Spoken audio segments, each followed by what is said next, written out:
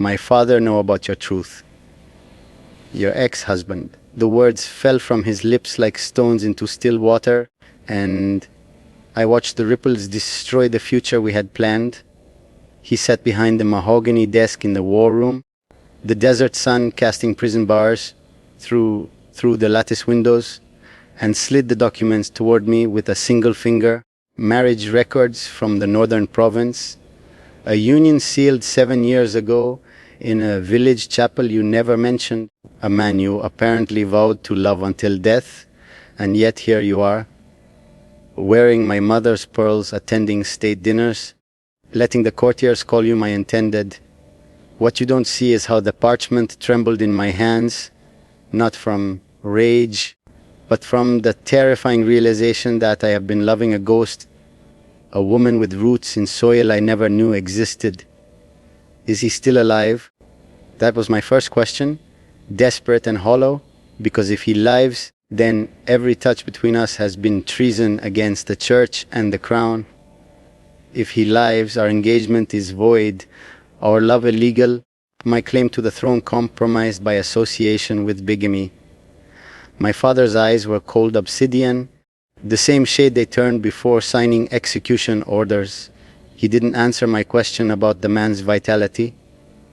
Instead, he spoke of unnamed possibilities, of political solutions, of the necessity of removing you from the palace before the council learns what he knows.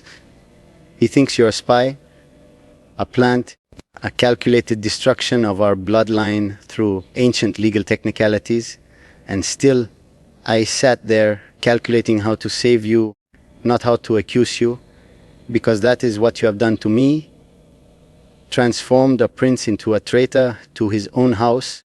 You never told me about the silk merchant's son, or the lord's nephew, or whoever he was who once held your hand in a simpler world.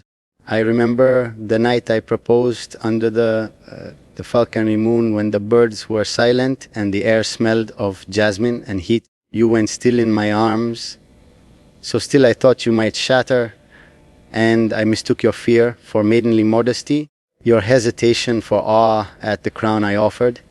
Now I understand it was the weight of old vows pressing down, the memory of another man's ring on your finger, another man's name spoken in sacred spaces.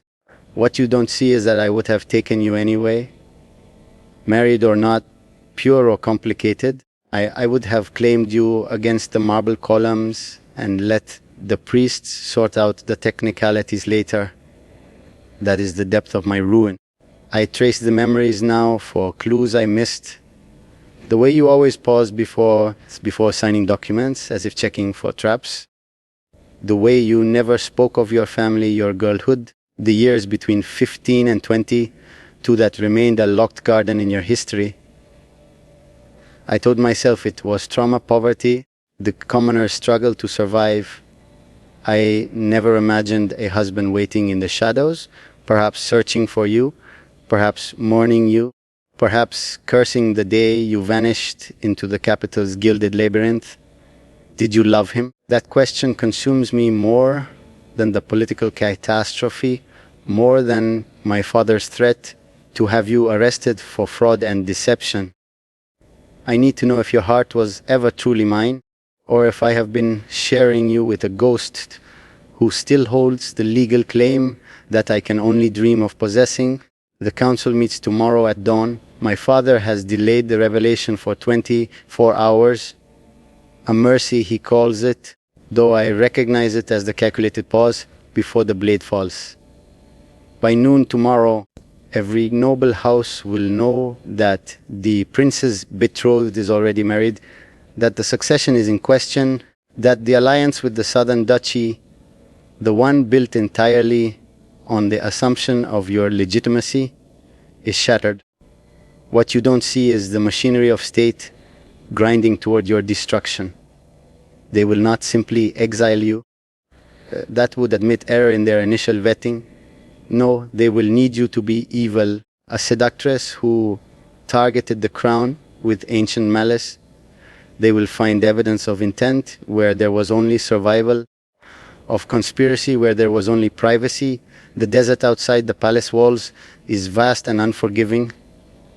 People disappear there. Accidents happen to women who threaten the stability of empires. My father has already contacted the High Judge, discussing not annulment, but annihilation. He believes you knew exactly what you were doing, that you calculated the scandal to weaken our house at the precise moment when the northern borders are vulnerable.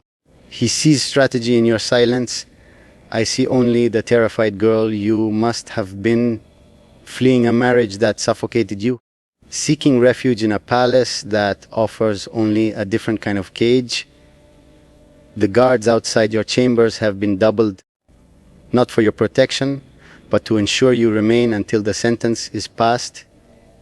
I am being watched as well. My every move catalogued, my loyalty tested. They know I will try to reach you. I have chosen.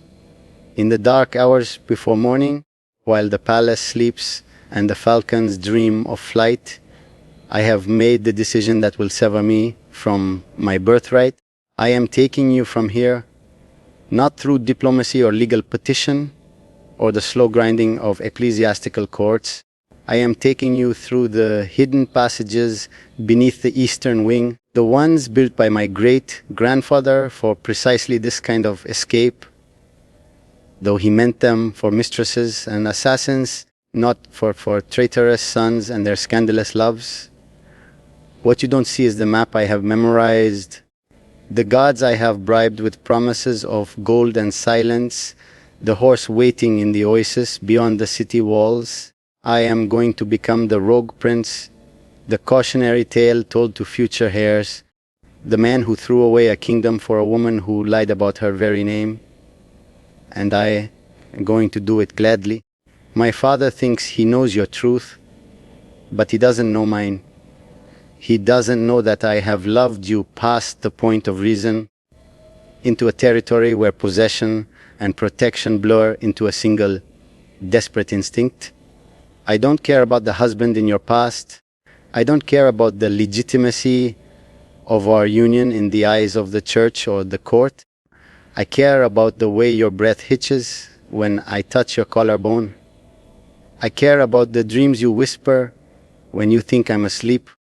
I care about the woman you are when the masks fall away, and if that woman once belonged to another, then I will fight him for you, not with swords, but with the ferocity of a man who has nothing left to lose except the illusion of honor he never truly possessed.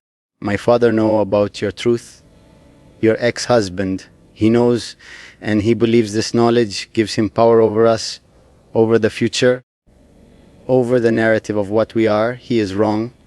The truth he holds is a stone, heavy and cold, but love is water. It finds paths through stone, wears it down, transforms the landscape while the stone remains static.